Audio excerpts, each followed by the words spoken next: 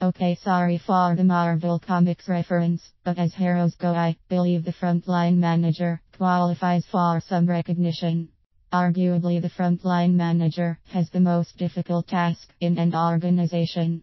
You spend every shift maneuvering through a minefield of expectations, risks, laws, and liabilities. Subordinates look to you for direction, solutions, and support. Superiors look to you for results. Fortunately, you do not need to be a subject matter expert on every law, regulation, and rule. Basic guidelines help you navigate and minimize risk. Fundamental is the application of common sense and a professional response to workplace events. We are masters of the unsaid words, but slaves of those we let slip out. Winston Churchill. As a frontline leader, you must make a myriad of decisions. The vast majority are based on sound practice and established procedures. You have the right and obligation to use that authority to further the mission of the organization. It is the unexpected or out of the ordinary that begs for caution. The law, but she looked foolish and unprofessional. The point is that a frontline manager need not make decisions based on emotion or assumption. If it is outside your normal bailiwick, you have a support system for answers. Use it. There is no harm in telling a subordinate that you will get back to them with relevant information. There are risks and costs to action, but they are far less than the long-range risks of comfortable inaction. John F. Kennedy. Also dangerous to the organization is the quiet acceptance of an uncomfortable situation. Bullying, sexual harassment, discrimination, and quality issues need not be obvious to be a serious threat. When situations are subtle, the responsible manager needs to consider that it may be the tip of the iceberg and initiate a plan of action that includes your employee relations support. The solution may be simple or complex. More facts may be required to determine the best course of action. These situations are a call for action. Legal terms such as respondent superior and constructive discharge may well be in play, with potential for significant liabilities. Respondent superior. The concept of respondent superior is a common law doctrine. This Latin phrase means let the master answer and makes us all responsible for the actions of our subordinates. That is a responsibility that comes with authority. The mitigation is proactive awareness and response. The solution may be as simple as talking privately to the individual and letting them know that a statement or action is unacceptable.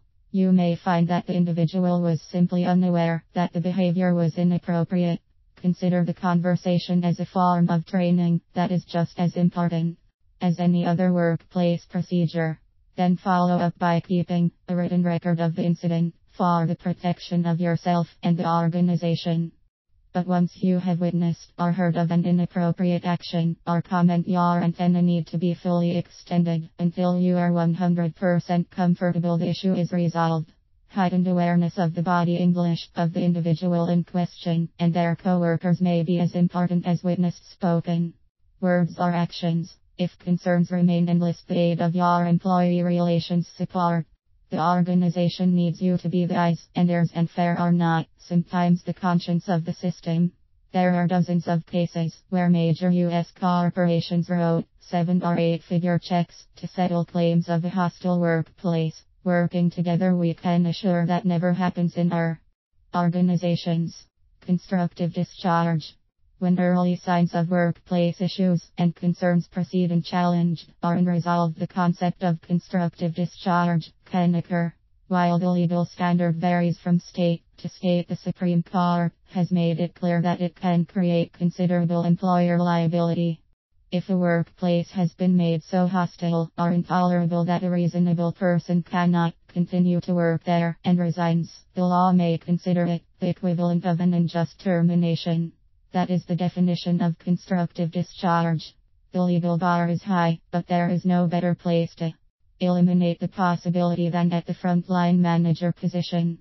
Being responsible sometimes means ticking people off. Line of hyphens. General Colin Powell. The actually quote was a tad more colorful, but you get the gist. The general went on to say good leadership involves responsibility to the welfare of the group. As a frontline manager, your job is tough, but if you did not know how to step out of your comfort zone, from time to time I doubt you ever would have wanted a leadership role. You as a manager are a mission critical individual, and all the organization's stakeholders are counting on you. Those stakeholders include your subordinates. They may not thank you for it, but keeping the welfare of all above the welfare of any individual is important. No one person has the right to interfere with the success of the organization that puts food on all our tables. You are the shield that keeps us productive and safe. That is why you are a hero.